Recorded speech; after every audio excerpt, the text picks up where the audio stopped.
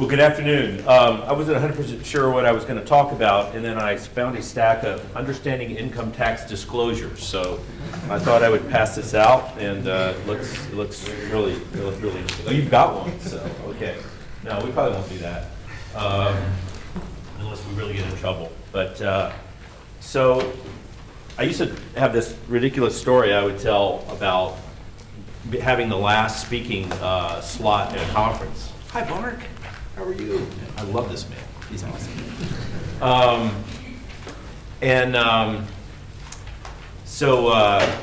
Is David still in the room?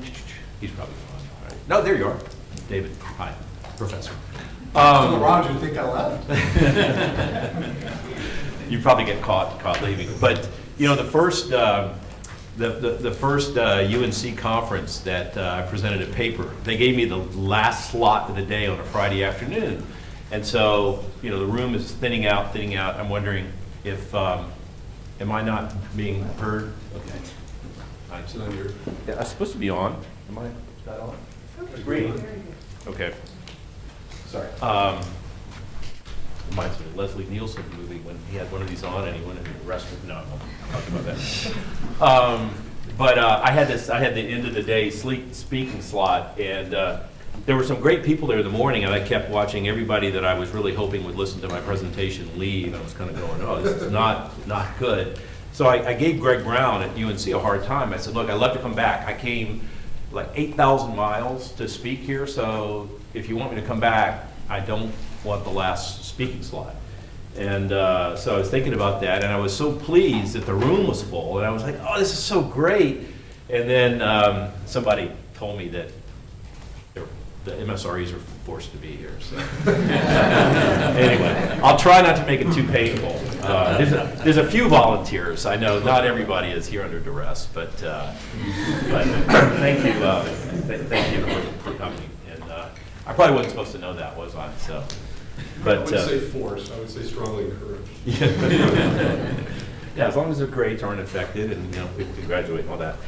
So really, I'm happy to talk about anything that is of interest. I've tried to be a little careful. I've met with 7 or 8 of you on one-on-ones, which was a real pleasure to get to know some of you, and had a group for lunch and a group this afternoon. So I'm trying to not use all my material so that, you know, for those of you that are hearing some of this stuff for the second time, but the things that I thought I might touch on just that were suggested to me is to talk about my career path a little bit, and that might lead into questions you might have about your career path. I work for, depending on who you believe, either the first, second, or third largest sovereign wealth fund in the world. And so when I was completing my undergraduate degree, my master's degree, my law degree, I didn't have a clue what a sovereign wealth fund is. So we can talk about that a little bit,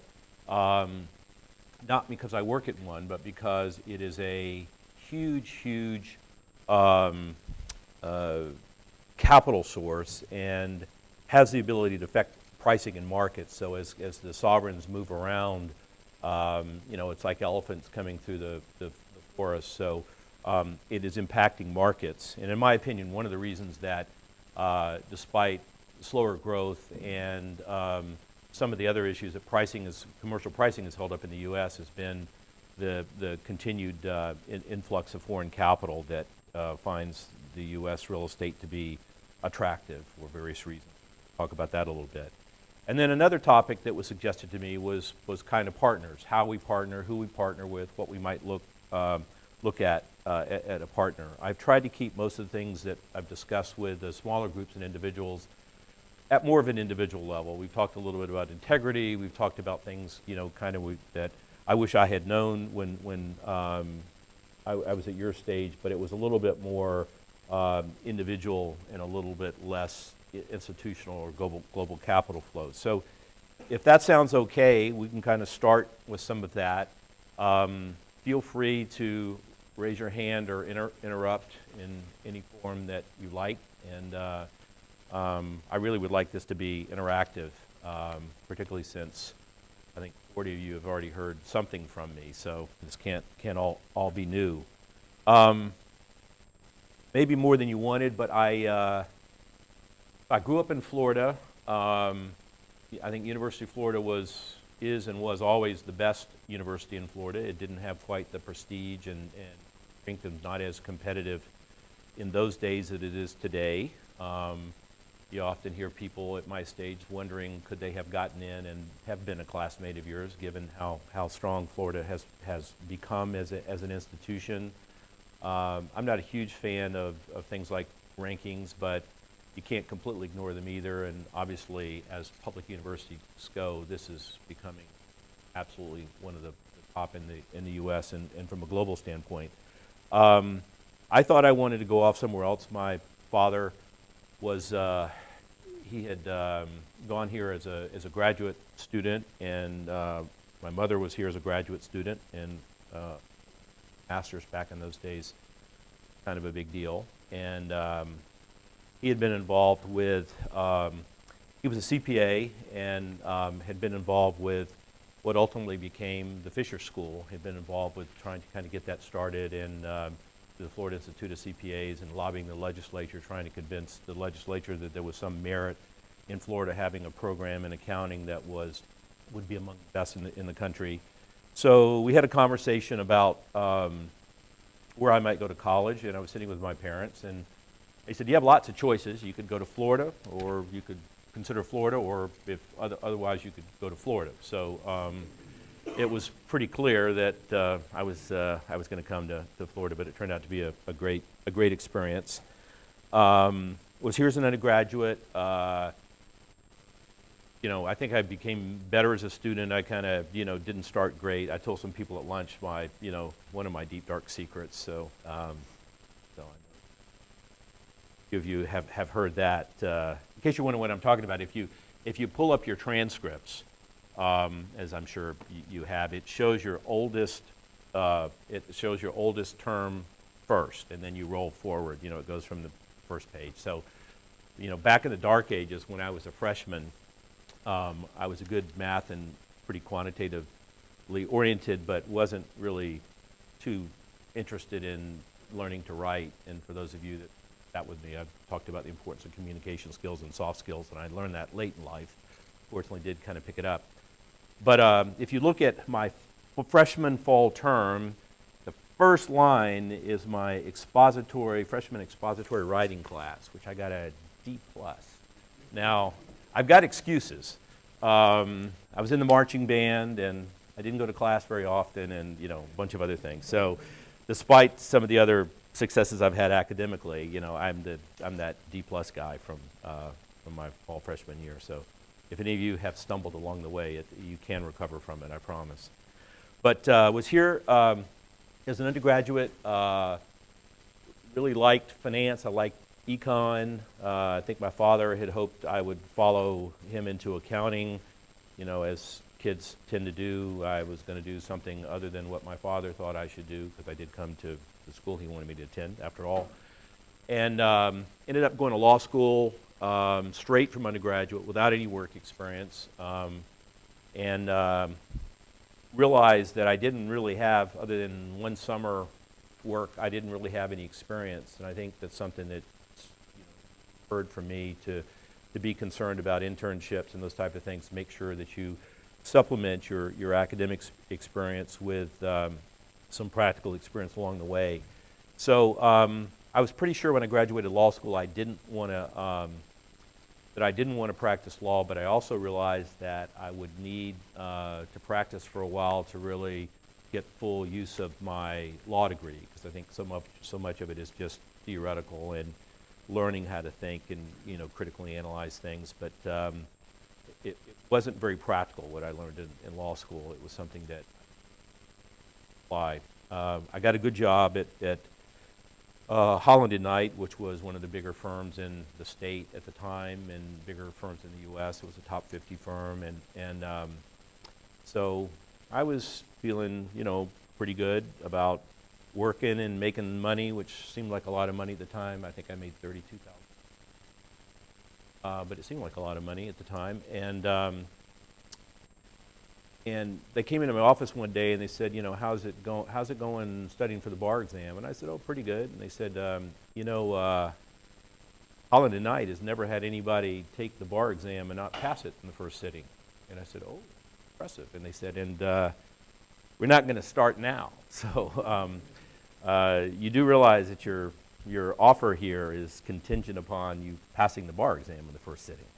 And I'd bought a new car and I'd committed to an apartment, and I went, you mean this stuff isn't guaranteed? I thought I had a guaranteed contract. So that was kind of scary, but I did pass the bar and didn't have to leave. And practiced for a few years, got some good experience.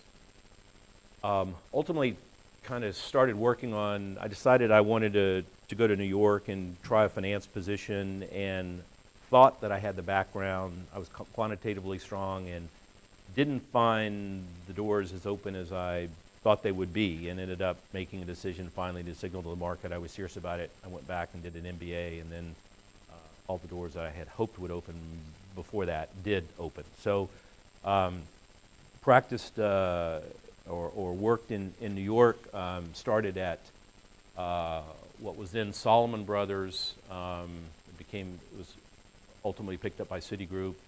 It's if you want a fun read, Michael Lewis wrote a book called Liar's Poker, and it was about how crazy and bizarre Salomon Brothers were.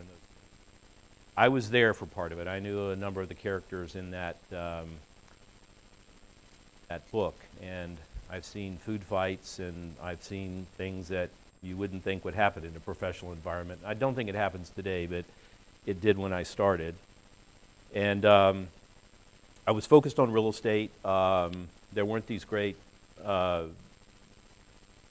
specialized master's degrees. I think maybe Wisconsin might have had a focus back in the day, but UF didn't, and most schools didn't. So real estate was a little bit of a stepchild, or almost a kind of a substream within finance. But I knew that's what I wanted to do, and I got a chance to start in a role in New York. I started in a principal role. There was a small group of us that got to take the retirement accounts from what preceded Salomon Brothers, which was an oil trading company called Fibro, and we got to invest those. So I got my first year in New York to underwrite deals and to buy deals for a while, and I said, this is great. I can't believe this has all happened, and I'm 1 year out of business school, and I'm doing exactly what I want to be doing.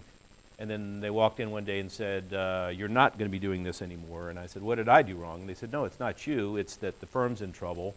And they had monopolized a treasury auction, and there was a question about whether they were going to shut Salomon Brothers down. So one of my closest friends worked on Project Alpha and Omega, and it was to figure out how to wind down Salomon Brothers, which was levered 60-1 in those days. We had almost $1 trillion of off-balance sheet derivatives, which in the 90s, $1 trillion. And it was a really interesting time. Much like he did during the global financial crisis with Goldman Sachs, Warren Buffett came in, did a convertible preferred, and bailed us out. He had a good reputation in Washington, so we kind of tucked underneath his reputation and his money, and he was well paid for it. But he used to come and address us, so I used to every month go into the auditorium and Buffett talk about integrity and how the firm should operate and the way to do business. So feeling bad for you guys. I got Warren Buffett, you get me, but anyway. But that was an interesting part of my career.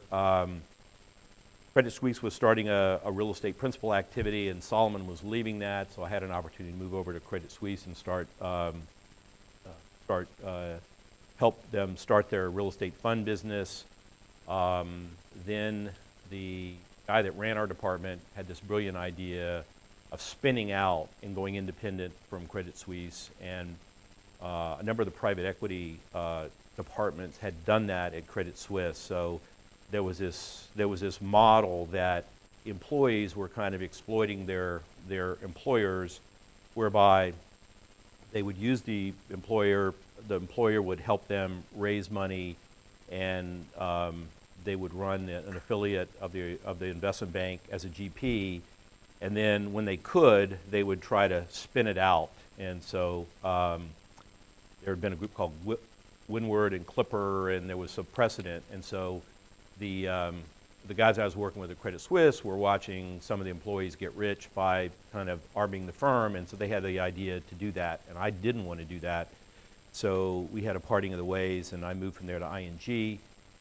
I chose ING because they had a very, very deep bevy of institutional investors, and when I was at Credit Suisse, we basically had just a couple of investors that held us together, and if they chose not to invest with us in a future vehicle, we might have been out of business. And so I didn't like having kind of one or two sources of capital that kind of felt like a house of cards. So I decided to move from there to a very stable organization, which was good.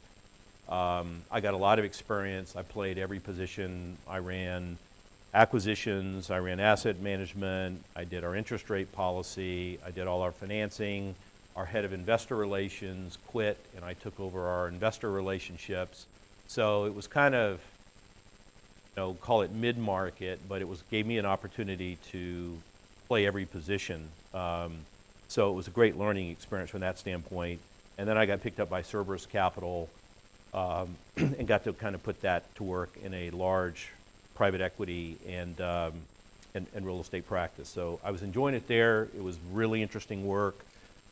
We had some winners, we had some losers, but it was extremely, it was a great group of people, and we made our investors a lot of money and did really interesting things, like bought Chrysler Motors and bought General Motors Acceptance Corp. And bought Formica, and I think we had Harley Davidson at one point in time, and all kinds of things. So it was a really cool gig. I was enjoying being in New York. I got a call from a headhunter that I had never heard of. Say that another way, I got an inquiry from somebody other than one of the major firms. And to make a long story short, so I don't bore the people that heard this at lunch, I ultimately was talked into moving to Abu Dhabi. And I had really no interest in moving to the Middle East. I had no interest in leaving New York per se, but on the other hand, somebody was giving me an opportunity to design from scratch an organization. I'd always felt like I had been the co-pilot, and sometimes whoever was driving would listen to me, turn right, turn left, speed up, slow down, and a lot of times they would ignore me. And I kind of, I had this itch that I thought I knew better, and I thought I could build a better mousetrap, and then somebody said, how about you come work for us and you get to build a mousetrap? And I thought, that's pretty cool, and nobody else is offering that. That's kind of what attracted me. I've been there for 8.5 years. We've grown the portfolio 4x from where we started. It was almost completely externally managed. We have built the basic concept was to design an investment management company like we were going to manage external funds, but we would do it inside the capital. And there really had not been precedent. In fact, I remember talking to this guy, Sandeep, the first guy I hired, and he said, I'm really interested in coming, and it really sounds great. I'd like to work with you, but I have one question for you. He said, what precedent is there for an American to come work for a foreign sovereign wealth fund, and then after some years be able to come back to the U.S. and join a top U.S. private equity firm? And I said, I don't think there is any. I think you would be the precedent. Nobody's ever done what we've done, so I can't tell you there's a clear path. And so, interestingly enough, I guess for me and the people that have joined me over there, now 210 strong, all of them have a sense of adventure.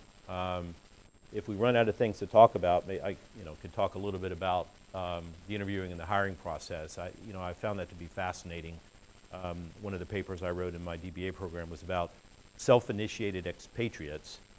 And I think everybody knows what an expatriate is. It's when you leave something. But the self-initiated means that you're a free agent, as opposed to, you could work for ExxonMobil and you could be in Houston and they could send you to, an ExxonMobil location in another country. That's not a self-initiated. So you're under the umbrella of, your corporate organization. And so although you may be in a foreign land and people may speak different languages and the culture may be different, at least you're under, kind of you're a satellite of a familiar organization. A self-initiated expat is somebody who's crazy enough just on their own to move somewhere far away and take on a different culture, a different organization. So when I'm talking to people and I'm interviewing them, I ask them, what they do. I like to know what they do on their free time and that type of stuff. And people that are well-read and studious, which is good at one level, and I think most of the people that I've hired have been, from strong academic backgrounds. But the people that have come to work for me are the people that, if they read something interesting, they have to go do it.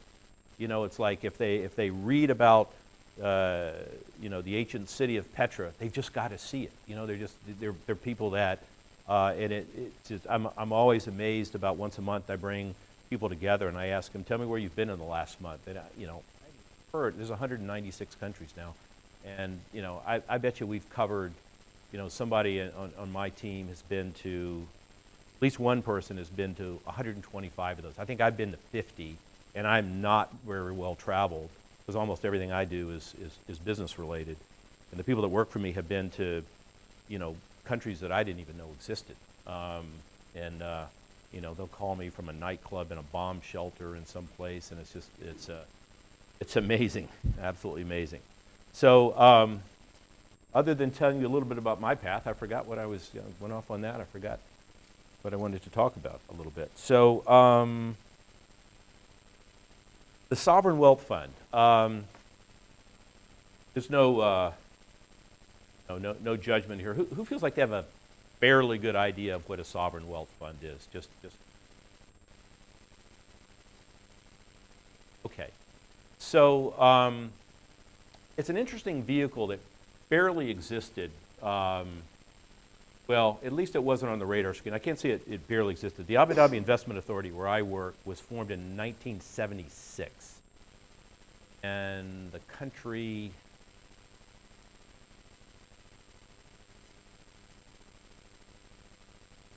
but within a couple years of the country's formation. And so the idea would be that they would pool resources and try to professionally manage those. And that business now has grown. I think we have there are 5 of any scale in the United Arab Emirates, and there's 2 big ones in Korea. There's a huge one in Singapore. China has a big one. And so it is now very common for countries to pool resources, typically reserves, and try to professionally manage them and take an approach, much like, universities do this. If a university is not big enough to run their own endowment, a lot of them participate in something called a common fund, which is a bunch of small colleges and universities, again, that pool their resources, enough scale to professionally manage. So the objectives of sovereign wealth funds vary. China, for example, has an orientation of not just making economic returns, but they are interested in providing job impact. So they're quite active, for example, in countries in Africa. And a lot of times their investments are tied to, you have to employ 500 people. So we'll invest, but you have to provide 500 jobs. And they were building a project in the Bahamas next to Atlantis, and almost every worker there was a national from China. So our mission at Abu Dhabi Investment Authority is merely to try to retain the prosperity for the Emirate of Abu Dhabi. And so our objectives are strictly economic. It's terminal wealth optimization. When people ask me, what's the biggest difference between whatever you were doing before and what you do now, I would say the 2 things are time and scale. And with time, actually, not scale, being the more important of the 2. So as an example, Where's John Parise? Because John was asking me, he asked me a question. So we were talking earlier, and I was talking about data mining skills. And universities now around the U.S. are beginning to require a course in data mining for every freshman. And there's some, very notable colleges, universities that have done that. And I was making a recommendation that I think everybody should touch that. And John asked the very fair question, kind of, I get it for tech, but, real estate, how important is that? And I think it's going to be really important. So that was a lead into a story. I was sitting in a Urban Land Institute meeting, about 60 people in the meeting, and the theme of the meeting was technology. And the room was full of international investors. It was a global, in our name, whatever our council, global investment council or something, but they're all theoretically, foreign investors. So we brought in all these tech people from Silicon Valley, and the person that was moderating said, okay, so who thinks technology is going to have dramatic impact on real estate and bricks and mortar? Half the hands went up. But who in the room thinks that relative to other industries, that real estate's fairly insulated from technology? The other half of the room. And the person started to go on. Okay, now I want to introduce, and I couldn't stand it. I said, stop. Of course, I was sitting in the front row, and I said, you can't leave it at that. So I said, all right, if this is the half that said, that technology won't matter, what do you do? Lawyer. I'm a broker. I'm a fund manager. I'm a placement agent. I raise capital for funds. So they're kind of going through all that. Okay, all right, got it. You guys, you said technology is really going to matter. What do you do? I run money for the California Public Employees Retirement. I'm with the Harvard Endowment. I'm with the Yale Endowment. I'm with the CIC, the Chinese Investment Corp. I'm with NPS, the National Pension Service of Korea. It was like, okay, so all of you folks are you're either going to hold real estate for 3 or 4 or 5 years, or you're transactional. You make fees off of stuff that happened tomorrow, and that was basically yes. You folks are all people that are investing for not years, but potentially decades or multiple decades, and that was the answer. And they almost slid by it, and I had to just stop to say, I got to know what, how these samples differ. So, the big thing about my job is that that we think long term in terms of real estate, and so if you lease a car, or if you bought a car that you think is going to be a classic and you might keep it forever, you hope to give it to one of your children one day, you probably treat that car a little bit different. You just, you'll make investment in that classic that, if you got a little scratch on something, you got to have it fixed. If it's leased, you don't care. It's going back to the Ford dealer in, 12 months anyway, kind of thing. And so a lot of real estate is, for relatively short duration, the holds. And so because of that, people tend to be relatively short-sighted in terms of kind of how they think about it. And so this is where technology comes in. So if you're going to buy a building, you think you bought a building and you bought it right, or you think you can lease it up and they had a major tenant that left and you're not going to hang on to it for very long, you're probably not that worried about technology. But if you're saying, well, I'm going to own this building for 20 years, really have to have a point of view on what things are going to look like 20 years from now. And so, an example of this might be, and I have the advantage of being able to travel all over the world, and the U.S. is, near the front in most things, but they're not always first. So I'll take Australia, for example. Australia, in my opinion, is a more sophisticated real estate market than the United States. Now, why do I say that? In many ways, it's similar. It's a deep market. Financing is similar. Relative spreads, cap rates as relative spreads are similar, and so on. But, for example, every building, every every office space of, I don't know, maybe there's a minimum square footage or square meters, is labeled with a efficiency factor. So I'll ask people, I'll say, well, if you're looking at office space and one is more energy efficient than another, do you care? And they look at me like I'm from Mars. Like, are you kidding? Of course we care. I ask that question in the U.S. and people are like, well, you know, if one's cheaper, I mean, if they're the same price, I'll take the one that's energy efficient.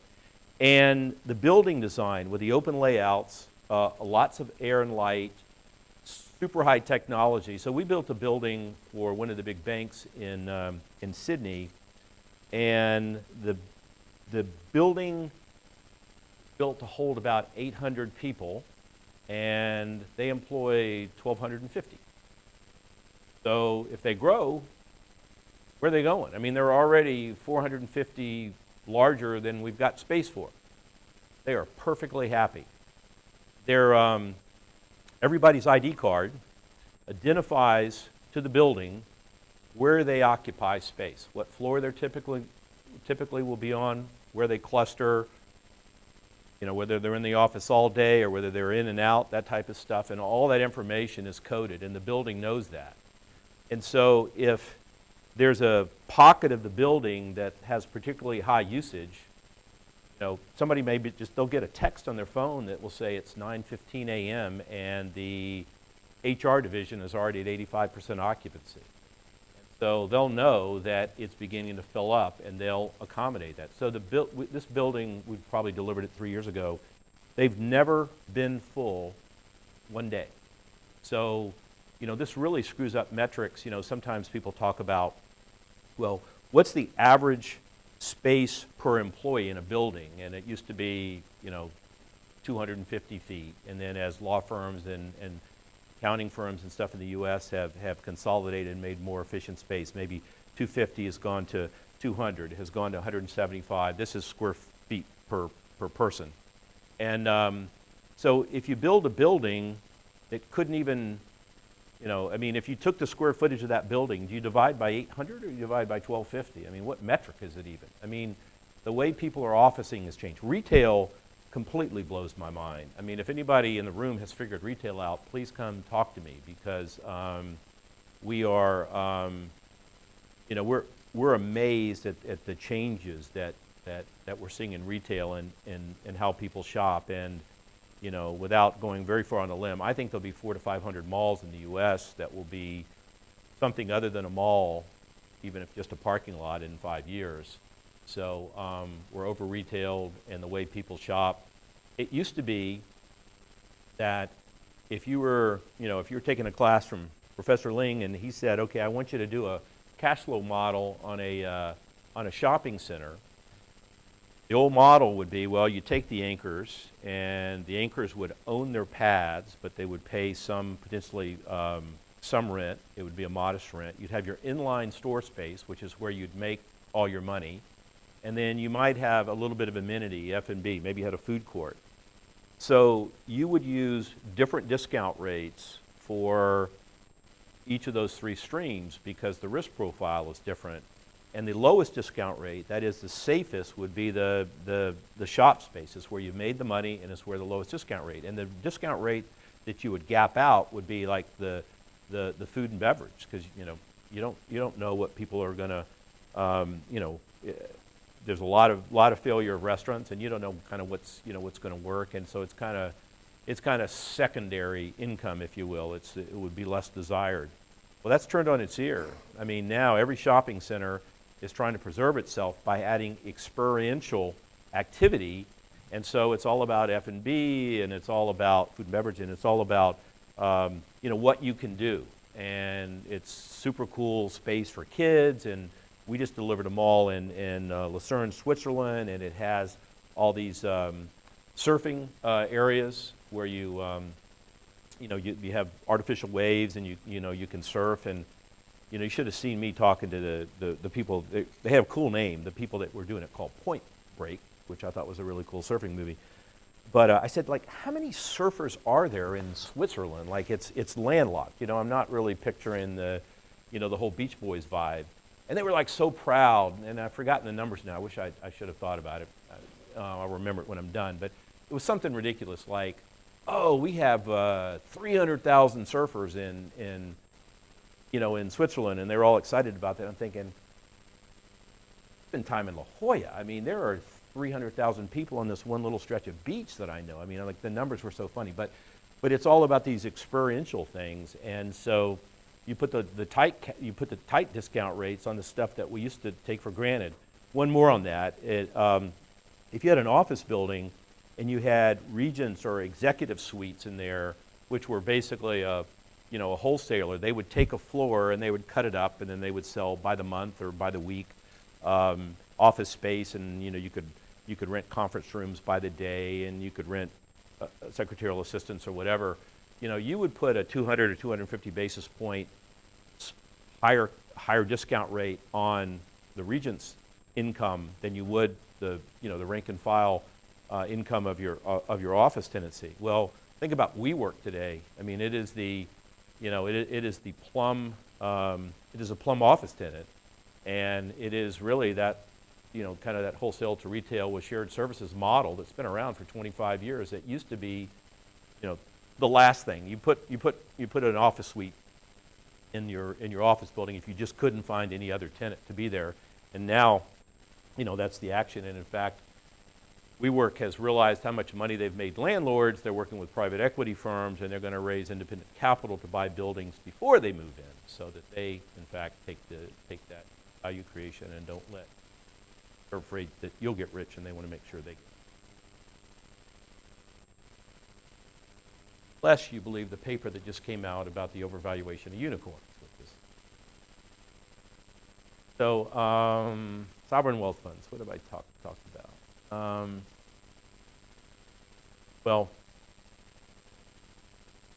talking. So, do people want to interrupt and ask some questions? Maybe take any of this a different direction.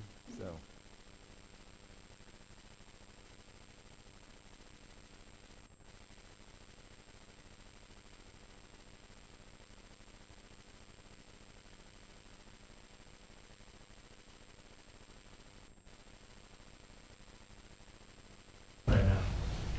Okay, let me back that up a little bit. So rather than asking me that, if you said, if I'm going to ask somebody that question, it kind of starts with, what's the role of real estate? I mean, what are you trying to do? So you might have a company that's an apartment owner operator, right? So their perfect deal is an apartment building that happens to be in a city of certain size with a population, trade area represented by household income of X, with no more than 2 competitors within that concentric circle that they could purchase at least a 10% discount to full replacement cost, with certain operating margins, blah, blah, blah. So, that's in, that may be a 5-city apartment operator. That's their answer. So think about, an organization like mine, and I don't mean this in a boastful way, but, it's like taking a telescope and backing it up to Mars. So, with between 250 and 300 major portfolios around the world and stuff in, 30 countries, I mean, one question people ask sometimes is, well, why do you invest in the U.S. or, how do you decide whether to invest in the U.S. versus, ex-U.S. or something like that? And so there's so many different ways and so many different levels to, to answer that question. We have a scale advantage and we have a scale problem. So the average equity check on something that we would do, at least focused in North and South America, would be about 150 million of equity. So assume 50% leverage, just to take a number. So the transaction needs to be a $300 million transaction, kind of as a starter. So there, scale is an issue, but also we're trying to generate. We're built in such a way we have to generate alpha. That is to say that, if real estate was playing a role of a diversifying agent in an overall portfolio construction, you to be satisfied getting what the market would give you, beta, if you will. So if that's your strategy, much like in public debt and public equity, you'd want to access that beta and achieve that exposure in as low a cost. So you'd like to do that through indices, or you'd like to do that with as few people as possible. I mean, there was a guy that came from strategy, and I had been at ADIA for about 2 weeks, and he came down and he said, what do you think you're supposed to do here? And I said, I think I'm supposed to make money for the organization. He said, nope. He said, you should, he was a British guy, and he said, you should be trying to achieve beta. I said, beta? And he goes, well, you may call it beta. And I go, okay, I know what beta is. And I said, well, I don't think that's right. And he said, it is. He said, I'm from the strategy department, and I sit, next to the chief strategist, and I can tell you that's what's most important. And I said, but there's no reason to pay for me. Like, you don't hire me away from New York, and you don't tell me to go hire 150 people to go try to achieve beta. There's a lot cheaper ways to do that. So, very long-winded answer to your question, but so we have a significant load. I know what our travel costs. I know what we pay people. I know what our full load is, and it's in spite of the size of our portfolio, it's over 150 basis points. Call it 175 basis points. So, at a minimum, I've got to go get market returns plus 175 basis points to say, well, I got what the market gave us, and I covered all this overhead. And one of the funny, I don't know why I keep doing this. I guess I have a streak, but I have fund managers that come in all the time, and they want to pitch, and they say, hey, look, we have 25 people, and we're really good at doing this, and you should hire us to do that. And we talk about their fee structure, and they're oftentimes the same. They want to be charged, they want to be paid fees on committed capital before it's invested, and then as invested, and then they want to earn some type of carry or promote on the back end. And I said, the only problem with this idea is, I said, I've built all that capacity internally, and there's like 210 people, and there's usually a couple people sitting in the meeting with me. And so I said, so we're already paying that load internally. So I said, if we pay it externally, I said, which of these two guys do you want me to fire? And the manager's kind of in shock, and he's looking at the two people, and so the meeting always takes an interesting turn from there. So I'm actually, believe it or not, I'm working to somewhat of an answer to your question. So we've got to try to find things that we think offer, kind of superior risk-adjusted return, something better than the market. So by definition, if Eastill or Cushman and Wakefield or Colliers or CBRE is running an auction and they try to sell something and they send out 200 books, almost by definition, we're not going to buy that, because the view is it's been vetted sufficiently that there's probably, there's probably no real value there. So we do a lot of placemaking development. When I started the DBA program, I had just begun the process of thinking about another asset class. We invest predominantly, 98% is in office, retail, industrial, multifamily, and hotels. And that's 99% of what we do. And we haven't been active in student housing or senior housing or self-storage or medical office or any of these other cold storage, anything like that, because among other things, it's just we can't get enough scale. I mean, maybe, if we would do it inefficiently for some number of years, we could get there. But I had begun to think about student housing as I saw the maturation of the multifamily world, and I thought that student housing investment could extend the multifamily cycle for us. And so I had a couple of guys working on it. If you'll remind me, I'll tell you something that I'm working on the next maybe. But I had some guys working on it, and I was beginning to believe that there certainly were interesting development margins. You could build it, and Harrison Street Capital out of Chicago had kind of made a business. They were backing some student housing operators, and they would build student housing, they would stabilize it, and they would sell it for prices that were maybe 50 basis point, cap rate 50 basis points wide of multifamily, and they were making good money. They were making mid-teen returns doing this. So I liked what they did. I knew those guys. I thought we could do it as well as they could do it. And I just started my DBA program, and the way it started in those days, we had 16 days of boot camp. So we're all living in hotels, and I was at the Holiday Inn University Center, and Mark was teaching us, you know, some, you know, walking around sense for, you know, economics, so we wouldn't embarrass him or the university. And I find out that there's a student housing operator that I was aware of. It was one of about 15 groups I was following that had optioned this property that had been raised at the corner, northwest corner of 13th and University. And I said, they can't do that project with somebody else. Like, I'm going to be here in Gainesville. So I called him up and badgered him into kicking the insurance company that they were working with out. And so that was our, I guess technically the second project, because they had already started the retreat below Sorority Row. And so those were our first two entrees. We've now done $600 million of equity and have 4 operating projects and 7 that are under construction, and quite a pipeline. So I'm not sure had I not been in the DBA program if we would do that. And I will tell you, you know, sometimes people, when you get to be senior in organizations, there's a question about whether you contribute anything, right? You know, it's kind of like, you know, the world goes on fine without you.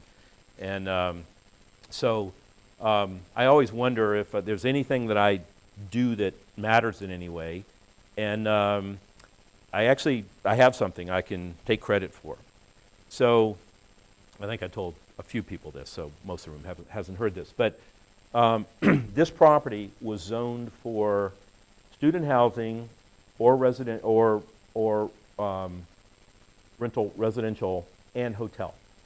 And having lived in the Holiday Inn University Center, I wasn't too impressed with the hotel offerings in Gainesville, at least anything proximate. I tried the Hampton Inn downtown, and it was too far to walk, and it seemed to rain every time I needed to go back and forth, and there's no trolley. I think Gainesville should have a trolley between downtown and Christie, but anyway. So I said, well, look, I'm totally in favor of this hotel. And so I was a big backer of the hotel, and we were going to sell the hotel rights. I said, I don't want to sell them. I want to keep them. I think there's something there.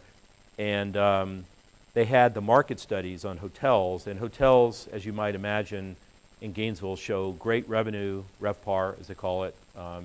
If you touch that, that's the revenue generated times the occupancy. It's the product of those two things called RevPAR. But the RevPAR numbers are great during some key sporting events, if it's a home football game, a major basketball game, and then the rest of the year it's not very good. And so it doesn't average very good. So everybody's saying you got to go really, really downscale in Gainesville. You got to go really, really downscale. And I love Gainesville and I love UF, and I said, we're not doing that. We're not going to go downscale. And so I was fighting for, to keep it, as high as I possibly could. Everybody else was trying to, generate like a 2.5 to 3-star product, and I thought we could clearly handle a 4-star product, and that, if we had something nice, that people would use it, faculty would use it, and that, if you want, parents wanted to come for graduation or something nice, that there could be a nice place to stay that would be convenient. And so we decided to go with an AC product, which is a Marriott, one of the new Marriott designs. It's kind of eco-friendly and it's neat. It's kind of like a little loft. I think it's a little bit nicer than the loft out of Starwood. And they had to start when we got in, and they were starting to build the superstructure. And somebody finds out after the fact. These guys are student housing experts, but they're not hotel experts. And our team was trying to do the hotel stuff from Abu Dhabi.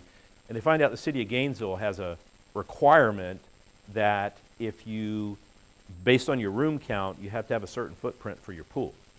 So they thought the pool was going to be, I have no idea what the footage, but let me make it up, 90 by 38. And the city says it has to be 100 by 40 for that room count. And so when they found that out, they didn't tell me because they knew I'd be upset because they should have known before they started construction. And then they brought in the structural engineers, and structural engineers said, well, bad news, if we build a pool at that larger size, we don't have sufficient foundations for it, and we would have to stop the project, and we'd have to go in and we'd have to reinforce the foundation of the 2017 school year. That's not good. So they said, but don't worry, we've got it all fixed. And I said, great, what's the answer? And they said, well, we made a we went to the city, first of all, and asked the city if we could have a smaller pool, and they said no. And then we said, we went to Marriott, and we've gotten the pool requirement waived from Marriott. And they were so happy that they were going to build a, quote, 3.5, 4-star hotel across the street with no pool. So, I have just only a few talents, and one of them was I pitched a fit and said, we're not doing that. And because I just remember being at the University Holiday Inn in August and seeing the pool full of people every day. So I was sitting with some faculty members. I was sitting at the finance lunch early this week. I was telling that story. That's where so maybe nobody's heard that. That's good. So I was talking to some faculty about it, and these are all super smart guys. This is our tenured finance faculty here, and I was lucky to be sitting at the table with them. And so I told the story, and every one of them, like on cue, like I'd ask a question, said, well, what about volume? Isn't weight a function of volume? And they were exactly right. The city doesn't tell you how deep the pool is supposed to be. It only tells you how long and how wide. And the finance faculty, it took them like 5 seconds to get it.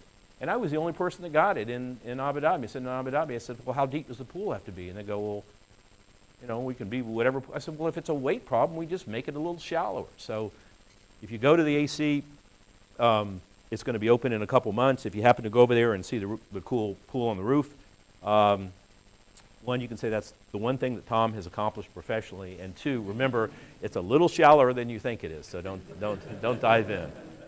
Well, you probably never ask me a question again after that lengthy answer. Learned his lesson. Okay. Yes, sir.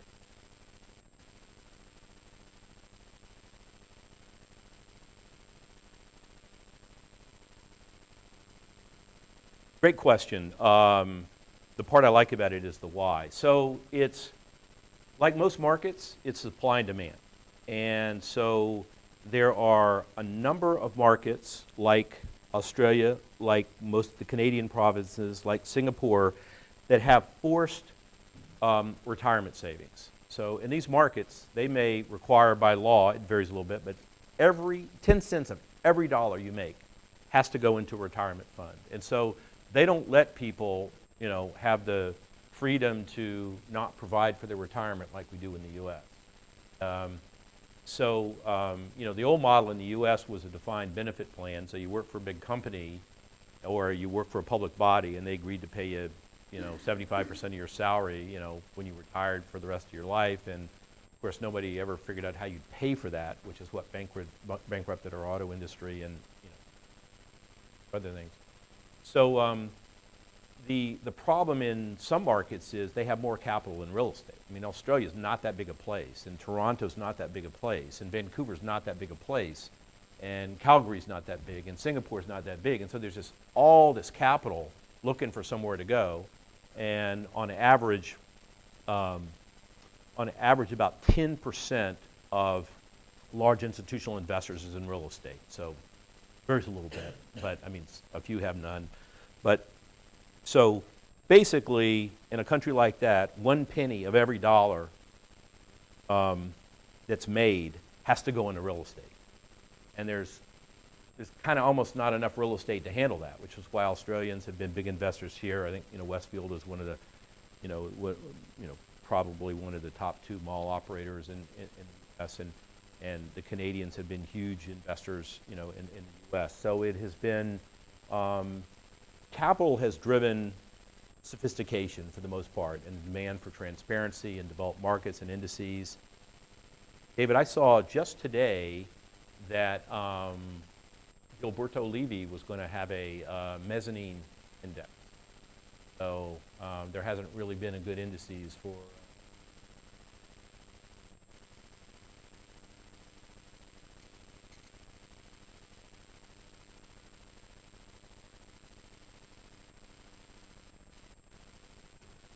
investors, if you did U.S. real estate is more?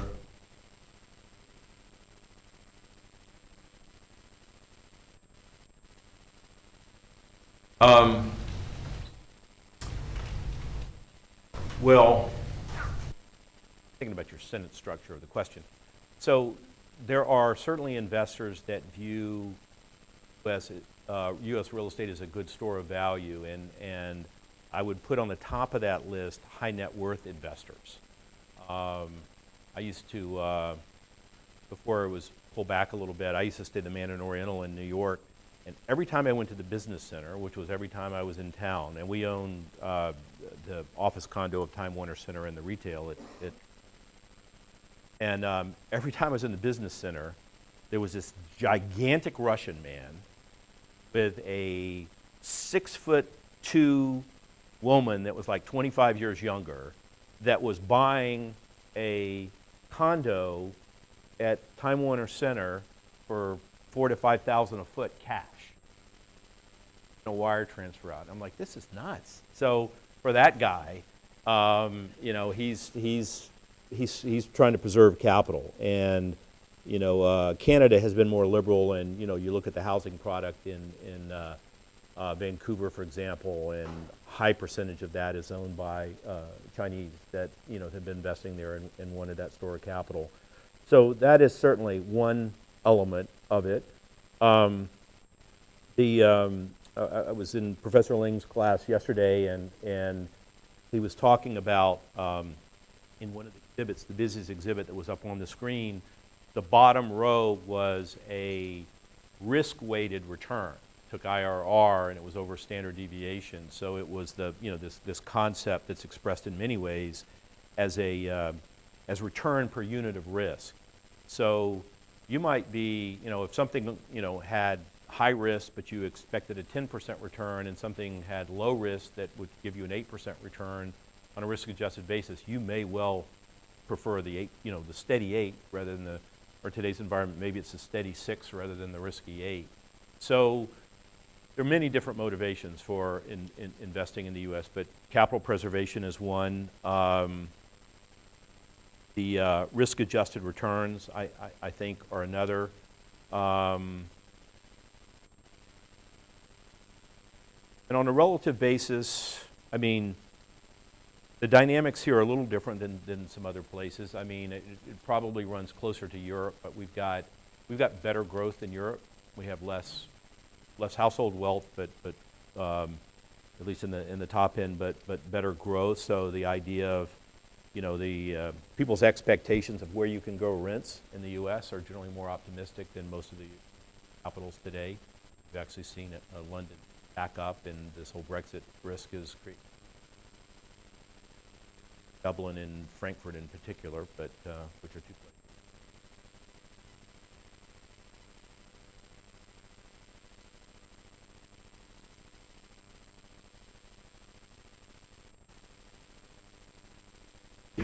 Have you seen any innovative practices in either development or urban planning that you think would be beneficial or be adopted on here in our U.S. urban setting?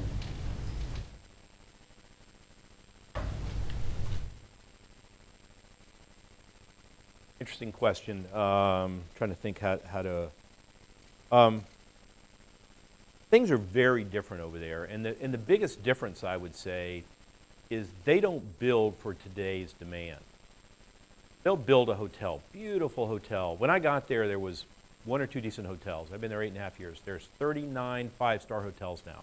It's the only city in the world with 2 St. Regis's, 2 Shangri-La's, and many of those hotels, will run 30% occupancy, and people will come through and laugh at that. Like, oh, they're so, what are they doing here? They're not building for today. They're building for the future. So I guess, if I was looking for a lesson, it's to keep your infrastructure, if you build today for yesterday's problem or problem that exists, by the time you complete a public project, even if you got it right and it's successful, you fixed yesterday's problem and you still have today's problem. So, they'll build roads and they'll build, infrastructure, and they'll build retail, and and they'll do this stuff, way out front. And I'm not terribly sensitive on this front, but when people come in, real estate people from around the world, they are, they giggle a little bit at feeling like things are being built too fast, too soon. And I don't think that's true. It's amazing how fast, how fast development will take place. I mean, a couple examples just to bring this closer to home. So I'm old enough to remember when the Tampa airport delivered, and it had a massive positive impact on Tampa's economy. And there was even a futurist, somebody at the time, who wrote a book that, was saying, Tampa's going to be one of America's great cities, and in part it was because of that. And I was in Tampa when the Crosstown Expressway opened, and there was, I can't remember what the toll was. It was not $1, I don't know, 30 cents, 50 cents, something. And there was barely a car on it, literally barely a car on it. And so the question was it worth 50 cents to drive on a road that, to go from end to end of the Crosstown Expressway, you might see 3 cars. When it was first delivered, it was, and people in Tampa were like, this is another stupid government decision, and how good does that decision look?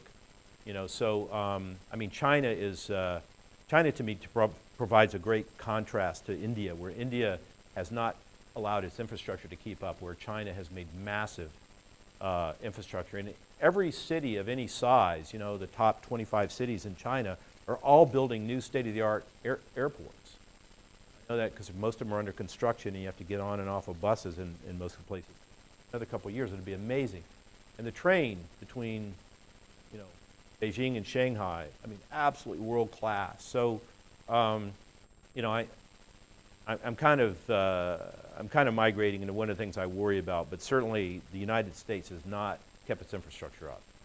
Air traffic control, its airports, its road systems, and so on. So hopefully the sharing economy bails us out, and hopefully that, through better usage of automobiles and autonomous driving and autonomous trucking and those type of things,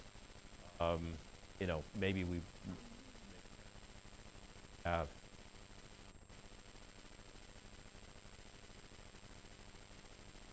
You hinted at during the student housing.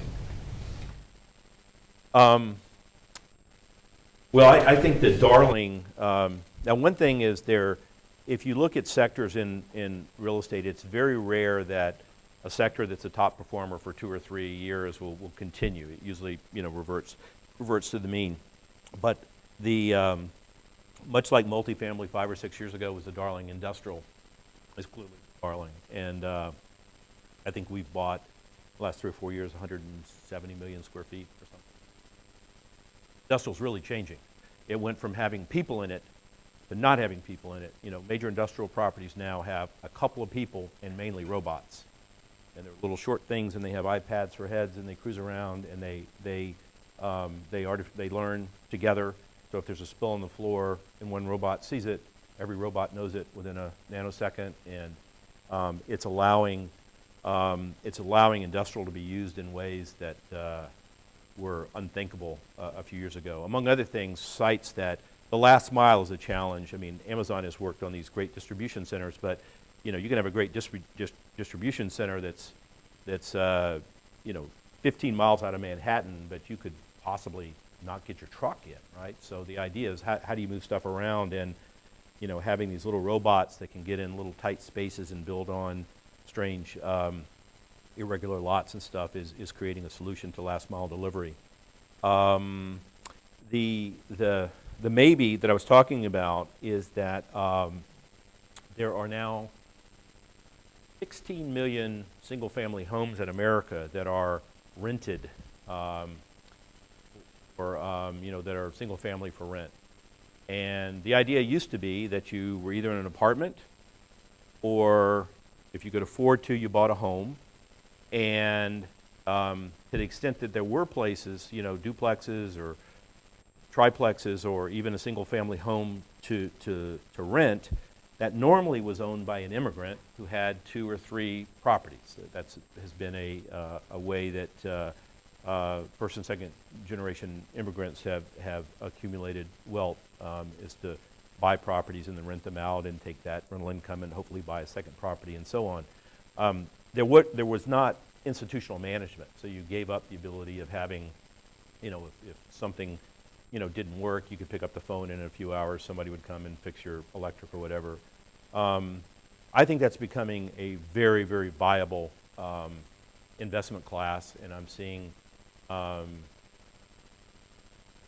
institutional capital.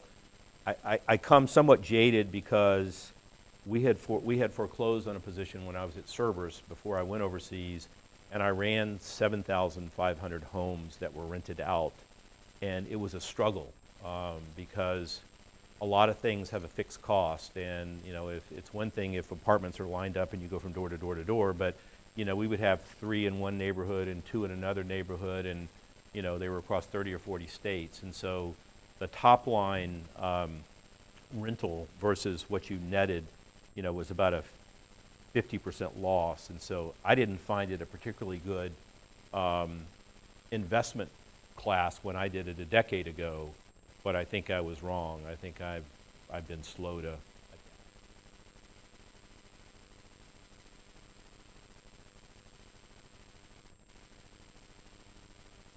Is the greatest disruptor?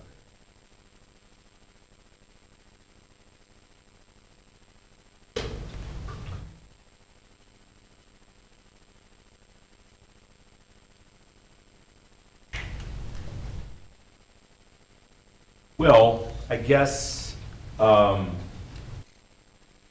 if we're playing Family Feud, I don't know if this is the top answer, but I think it's on the board. So the next family can see if they can come up with a better one. But I think that the way people shop and the effect of e-commerce is just extraordinary to me.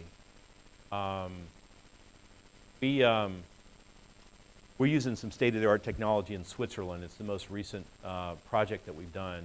So when you go to the directory board and touch the board, like you want to see where something is, it automatically reads your phone. You don't have to pick it up. And then your phone will provide the map and will give you directions. And that phone will track what you buy.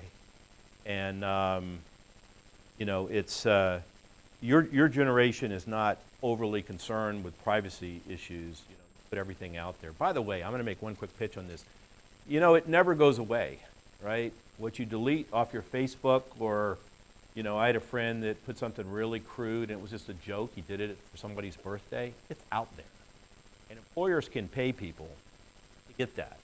And so I'm thinking about hiring you. I can see everything you've ever put on the internet.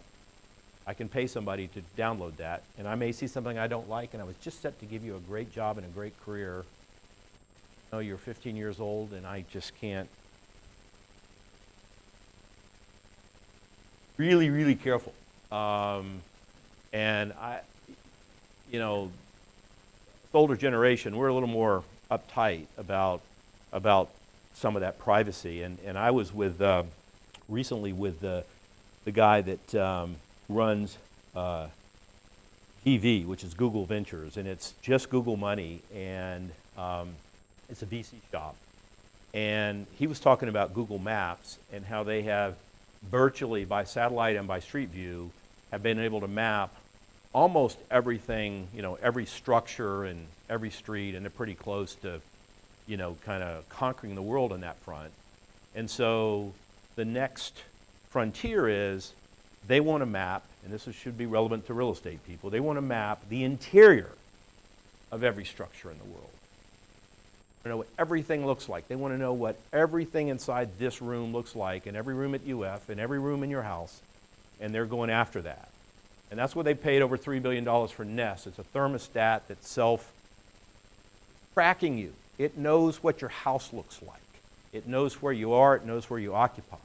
And so they're huge into robotics, and they're huge into this interior mapping. There will be no place you can be that, unless you live in a hut in Wyoming or something, that is not going to be able to be tracked.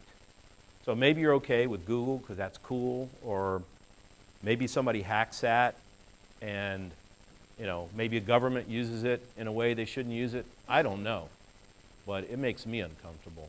So, take the next question, sir.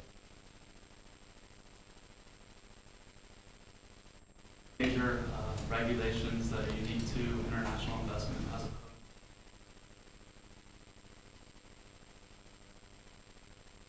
Well, that seems almost like a softball question in the sense that when U.S. farmlands were bought by foreign parties, and then the Japanese came in the 80s and bought the Pebble Beaches and stuff, people got very nervous about maybe it's a bad thing if foreigners own U.S. real estate, and so they passed the Foreign Investment Real Property Tax Act, FIRPTA. And so FIRPTA charges basically charges a toll on any repatriation of capital. So if you own a building and you're in New York or California, I'm picking on somebody with a state tax, you're going to pay a state tax on your profits. You pay a state tax on your gain.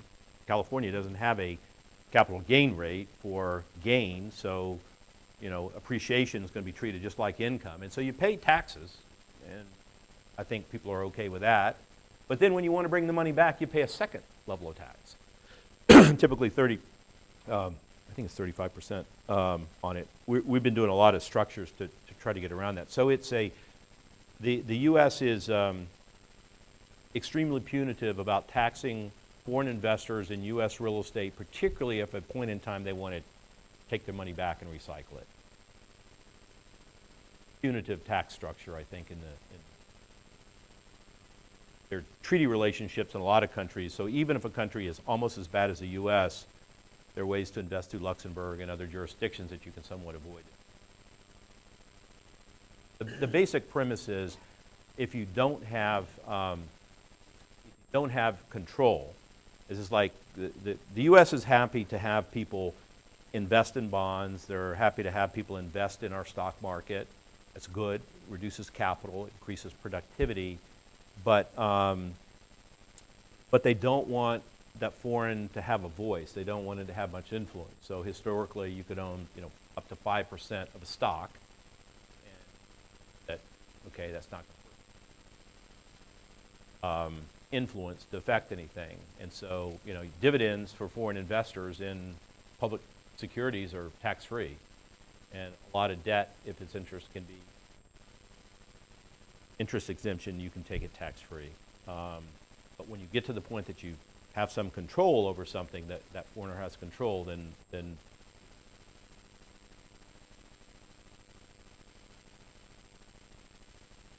on the transition to a real estate role, and you took on that principal role. What was that learning curve like? Did you have any kind of experience in your previous roles, or was that a completely new? kind of new. I had been a lawyer, so I had seen transactions and I had written documents, and I had helped comply with laws or done offering materials or things like that. But the interesting part of it to me was the financial aspect. Capital stack looked like, and what we thought cash flows would look like. And one of the first mistakes I made, our client made when I was a real estate investor, is we'd identified a need market for a property type and designed it and we built it. And there was a great need for it. So far it sounds good, except we didn't track what else was going on, and 2 other people had the exact same idea. So 3 of the exact same thing got delivered in the same market. It happened to be in Pinellas County at the same time, and there was at least 2 of the 3 bankrupted in the project that I was working on.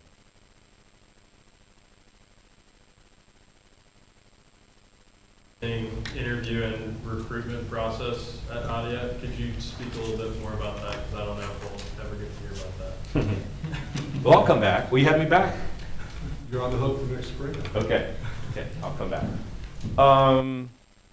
So it's a crazy process. We we do a couple of telephone interviews, and if there's 2 or 3 people that have interviewed somebody by phone and they have been vetted by a recruiting firm, then we subject them to psychological testing. And there's a bank of questions that people answer on their own time on the internet, and then based on that, it learns, and then there is a test that is written for them, that they go into the office of a provider, so it has to be in a major city, and they sit for 4 or 5 hours, and it's like taking the SAT. There's a quantitative and a qualitative part, conceptual reasoning. Then there's a role play exercise where you're asked a bunch of questions with a psychologist. They're seeing how you react to things. Then a week or 2 later, we get the scores on all that. And if we like what we see, then we will simply invite that individual over for interviews. And the interviews run for at least 2 full days, and they'll have at least 24 people that will interview them. So it becomes a little bit of an endurance test for some. We had this woman that was at Deutsche Bank at the time, and she had come over, and she was really talented and great attitude, and she'd gotten food poisoning. And you know, for anybody, if you haven't had it, hopefully you haven't, but you certainly know somebody who had it. For that 24 hours, you know, you'd like to kill yourself if you could. So this woman is doing these interviews and powering through them for an hour, white as a ghost, sweating, finishes the interview, excuses herself, goes into the ladies' room, gone for a couple of minutes, washes her face, comes back, does the next hour. She does this for, 5 hours, 6 hours. So I asked one of the women, I said, do me a favor, next time Brittany goes into the restroom, would you just, you know, by coincidence go in there? Like, could you let me know, like, is she just, you know, washing her face and, you know, or is she, you know, how bad is it? So one of the women come back in and said, well, you really want to know? I said, yeah. They said, she's on her hands and knees. Interview, like hanging over the toilet. So she'd been through, 12 or 13 interviews. And I called everybody in the room and I said, this is what's going on. I said, does anybody need to see any more? I said, I'm done. I want to give her an offer right now. Like, to me, like that mental strength and the grace with which he handled everything. So there is one person that got through with like 13 interviews and not 24, but I guess you have to get food poisoning to get the fast track. And she's amazing. She's still with us, although unfortunately she's going to go off to Columbia or Wharton for business school.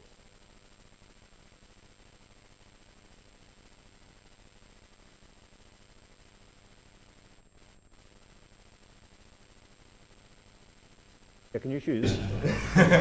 What would you be doing with your time outside of class to achieve it? Oh, that's a good question. Really good question.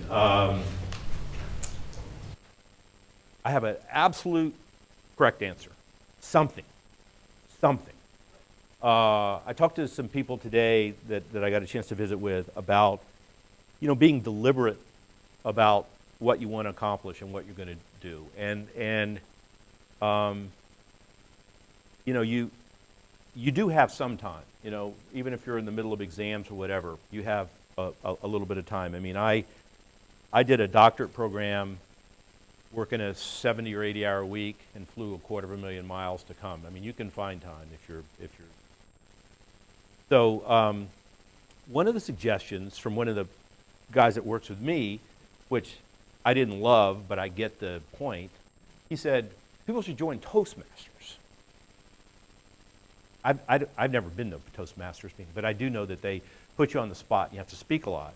And his point was how important communication skills are, and that particularly in a specialized master's, you probably don't get to stand up like I'm doing and talk to your class. If you could do that 15 times, it would be fantastic. There's just not enough time for us to do that, you know, in a master's. When I did my MBA, we had a class in management communication, and they brought in a couple guys from 60 Minutes, and our professor was a real challenging. I had a different word for him at the time. So we were given something to prepare, and we had to address a group of 80 people or whatever it was, and we were interrupted, and there were questions and stuff, and it was all videotaped. And the first thing he said was to me, like, I thought I was doing a reasonably good job, and he said, "Your hair's in your eyes. It's completely distracting." You know, and my hair had, like, you know, like fallen down. And it's like, I mean, the ability to be comfortable, think on your feet, and that type of stuff is an important skill. And sometimes people, you know, if I do a good job of this presentation, you know, you might think I'm reasonably smart. I might not be. I mean, you know, you're making an assumption based on, you know, just a small public speaking window. So it's important to feel comfortable in that space. But whatever it is you do. I was talking to one of your class, and he was talking about some of the things he was doing outside. Maybe it wouldn't sound like a lot of stuff, but I mean, he got involved with a club. He was helping establish sponsorships for the club. I mean, he was active. And you know, you could have a 4.0, and you know, I know there's one not far from me sitting in this room. But you could have perfect grades, but if you've done nothing from an extracurricular standpoint, you haven't done internships or whatever, that won't be enough. Because all it says is you're smart. But I need something, and almost every organization needs something more than just kind of pure intellect. And you know, this may sound patronizing, but I was very impressed with Professor Ling's class yesterday. And I'll give you the whole story. I was impressed with the lecture. I was impressed with the material. I thought it was intellectually challenging and very, very interesting. I thought the questions were great. So I said, man, I think this class is really, really good.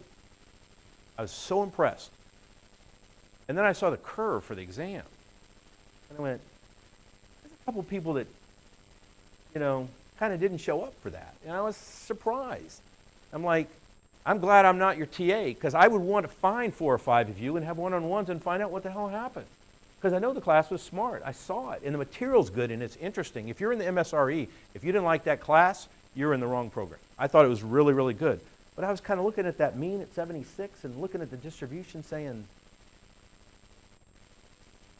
5 people, what happened? Because I don't see those 5 people in the room. So I don't know if you had a bad day, you didn't follow the instructions or whatever, but look, I wish I'd had an MSRE. I'd be farther along than I am today. This is a great program, and take advantage of it. And, you know, I think I saw everybody paying attention to class. I was looking at people's, you know, I was looking at your computer screens, and they were on the exhibit. You know, you weren't watching. They were what it was supposed to be. They had the materials up, every screen that I could see. So, you know, people weren't watching Oprah or something. I mean, it was good. But anyway, please take advantage of this opportunity. You're getting a level of training that you can get maybe 6 places in the country, 8 places in the country, if we're being generous. And you're going to prepare yourself, and you're going to have a head start on so many people in the industry. And I was, you know, my learning curve was steep when I started. I would have been way better if I had come out of this program than the background that I had. So.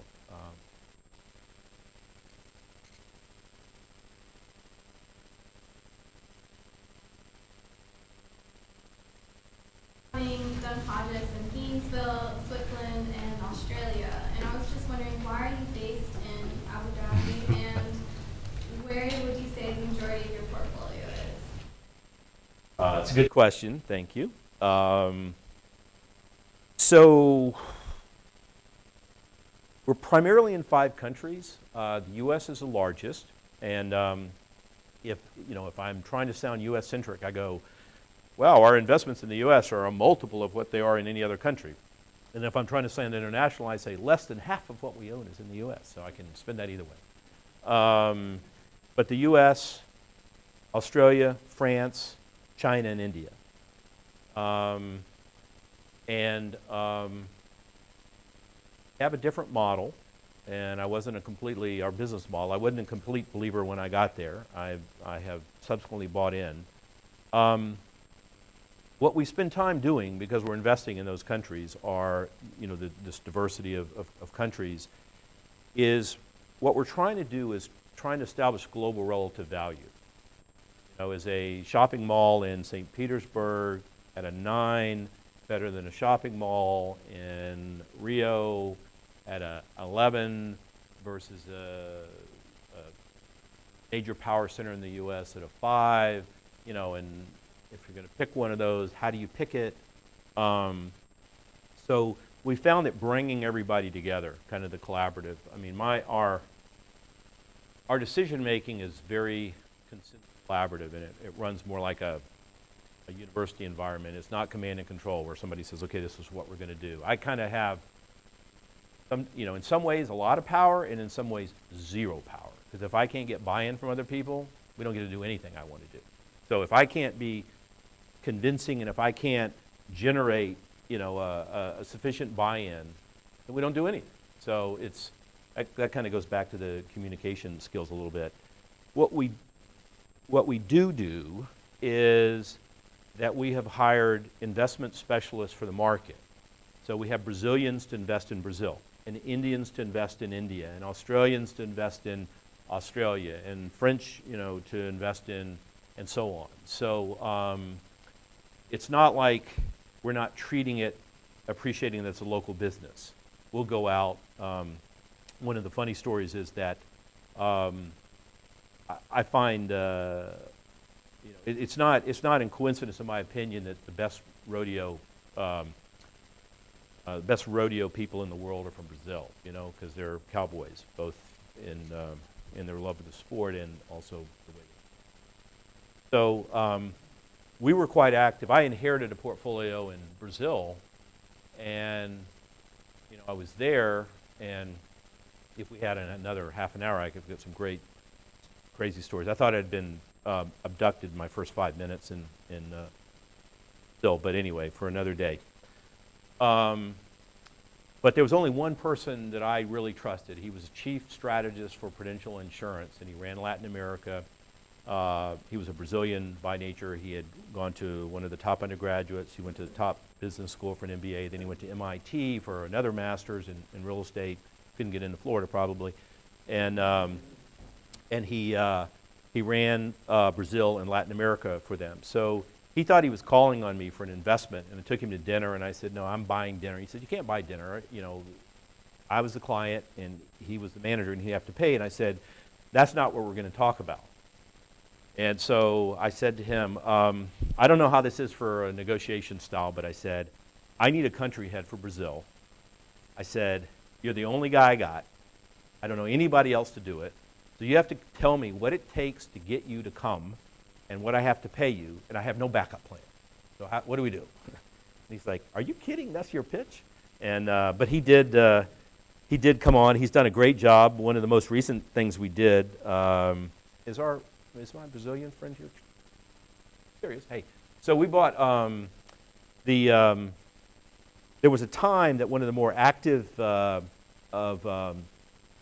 of property and office property in Brazil was called BR Properties, and so they were kind of like the equity office properties of the U.S. And so we used to like to sell to them because they paid the highest price. And then the economy hit the skids, and so then we tendered for. We could have bought the whole company. What we did intentionally was, if 25% of the company stays public as free float, you don't have to pay taxes. So we tendered for 75% of the company. So we bought this huge portfolio. So everything we sold to these guys, we bought back. We bought back at 60 cents on a dollar, and we're operating this company now. That's been.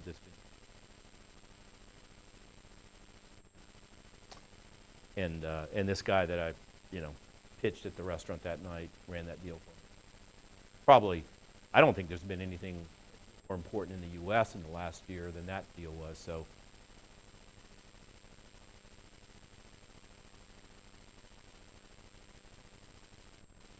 Let's see.